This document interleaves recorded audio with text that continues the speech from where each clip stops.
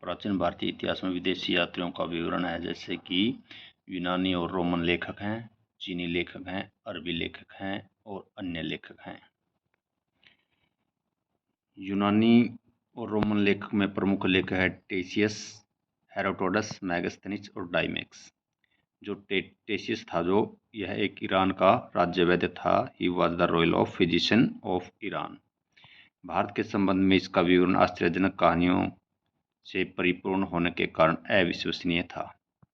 इसके बाद हेरोडोटस आता है, जो इसको हेरोडोटस को इतिहास का पिता कहते हैं। इसकी जो बुक थी हिस्टोरिका है। और इसके बाद मैगस्थनीज राजा, मैगस्थनीज सेल्यूकस निकेटर का राजदूत था। मैगस्थनीज चंद्रगुप्त मौर्य के राज दरबार में आया और इसकी पुस्तिका है इंडिका।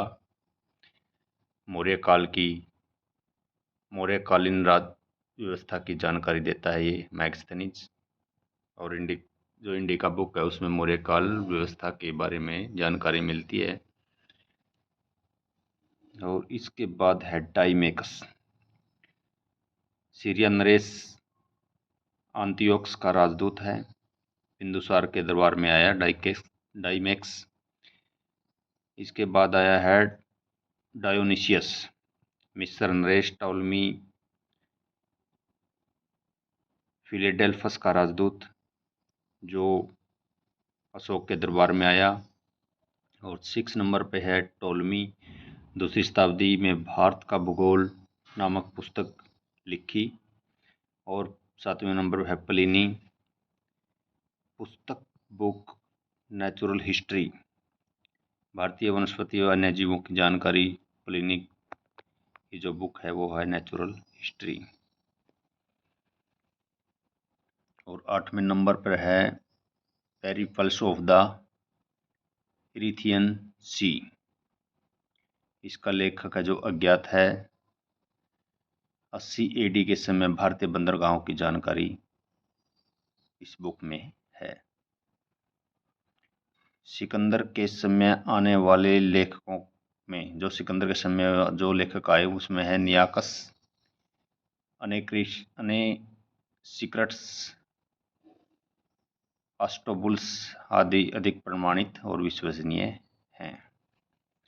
और नेक्स्ट है चीनी लेखक। इसमें प्रमुख है फाहियान, शनयुंगन, ह्वेनसांग। संबंधित राजा है गुप्त। जो फाहियान है वो चंद्रगुप्त द्वितीय के काल में आया। और इसकी पुस्तक है बौद्ध राज्यों का अभिलेख, जानकारी गुप्त काल विशेष मध्य प्रदेश के समय और संस्कृति। बौद्ध राज्यों का अभिलेख बुक है, जो उसमें गुप्त काल यानी मध्य प्रदेश की भारत और समाज और संस्कृति के बारे में बताया गया। मध्य प्रदेश के जगत की खुशी और समृद्धि बताया।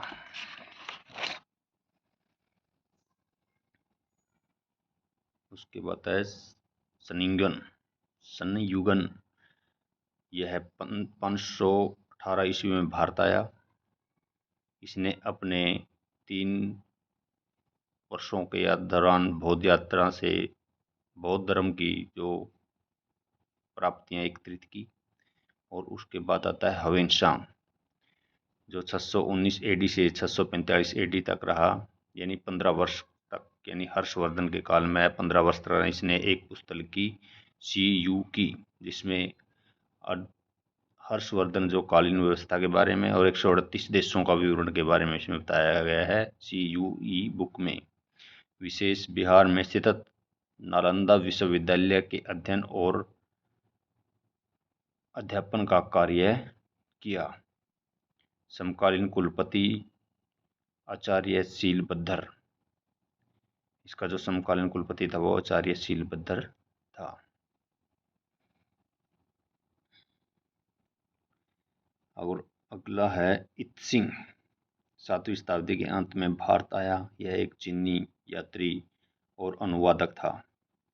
जानकारी समकालीन भारत, नालंदा और विक्रमशिला विश्वविद्यालय। पहले आया फाहियान, फिर शनयुंगन, फिर ह्वेनसांग, फिर इत्सिंग। और उसके बाद आते हैं अरबी लेखक अल-बेरूनी और इब्न बतूता।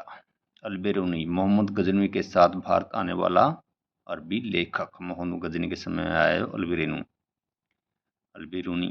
पुस्तक है किताब-उल-हिंद, तरीक़-ए-हिंद, भारत की खोज।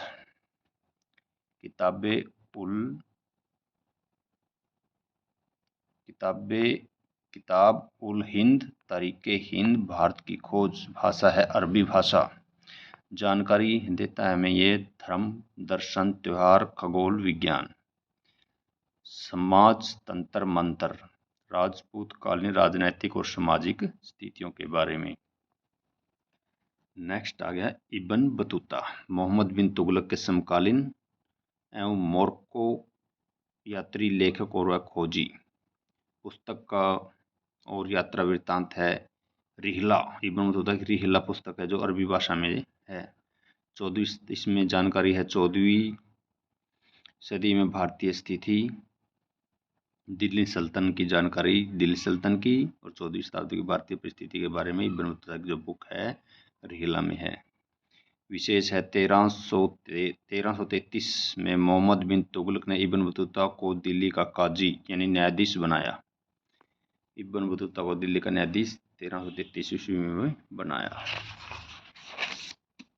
अब आते हैं अन्य लेखक, तारानाथ और मार्को पोलो। तारानाथ जो एक तिब्बती लेखक था, पुस्तक है क्युंगर त्युंगर। और मार्को पोलो जो 13वीं शताब्दी के अंत में पांड्य राज्य की यात्रा की, जो एक इटली का यात्री था। और पाठ्य इतिहास की जानकारी।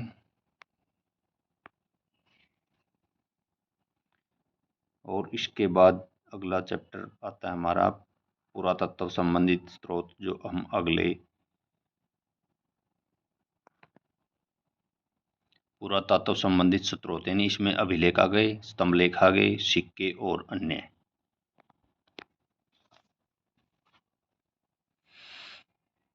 महत्वपूर्ण अभिलेख और स्तंभ लेख।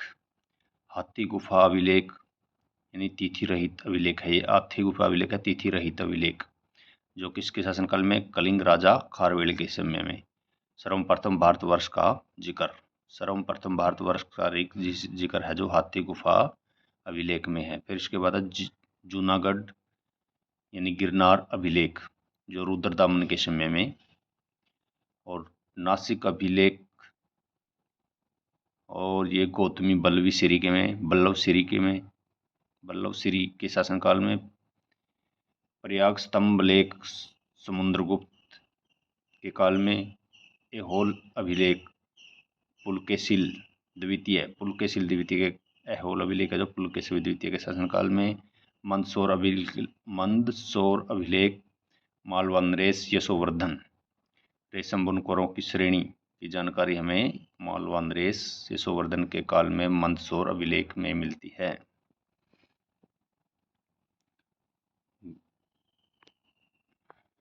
ग्वालियर अभिलेख है जो प्रतिहार नरेश भोज। भीतरी एवं जूनागढ़ अभिलेख है जो स्कंदगुप्त के शासनकाल में भारत पर होने वाले हुण आक्रमण की जानकारी हमें समुद्रगुप्त के शासनकाल में भीतरी जूनागढ़ अभिलेख में। देवपाड़ा अभिलेख जो भारत बंगाल शासक विजयसेन के शासनकाल में, देवपाड़ा अभिलेख विजयसेन के शासनकाल में। वेशनगर यानी विदिशा गुरुड़ स्तंभ, वेशनगर विदिशा गुरुड़ स्तंभ में जो होलियोडोरस के शासनकाल में। मध्य भारत में भागवत धर्म विकसित होने का प्रमाण, विदिशा यानी गुरुड़ अभिलेख में। एरण अभिलेख जो भानुगुप्त, जिसमें सती प्रथा का पहला लिखित साक्ष्य भानुगुप्त शासनकाल में एरण अभिलेख में। एशिया माइनर बोगाज कोई अभिलेख है, ये शासनकाल ने इसका लिखा है। वैदिक देवता मित्र वरुण इंद्रनाथस्य का उल्लेख, एशिया माइनर बोगाजाई कोई अभिलेख में। सिक्के व अन्य। प्राचीनतम सिक्के यानी आहत सिक्के जिन्हें कहा गया प्राचीनतम सिक्के यानी आहत सिक्के, कासन सिक्के व अन्य यानी प्राचीनतम सिक्के आहत सिक्के कहा गया जिन्हें कासार्पण, पंचमार्क सिक्के धातु के टुकड़ों को विशेष ठप्पा लगाने वाले लगाकर निर्मित। सर्वप्रथम सिक्कों का उल्लेख है इन्हीं यवन शासकों ने किया। चंद्रगुप्त की वीणा बजाती हुई मुद्रा वाले सिक्कों से उनके संगीत प्रेमी होने का प्रमाण मिलता है। यानी चंद्रगुप्त जो वीणा बजाते हुए सिक्कों से प्राप्त होता है, यानी संगीत प्रेमी। अरिकमेडु जो पद्दुचेरी के निकट है से रोमन सिक्कों का प्रमाण मिले। अरिकमेडु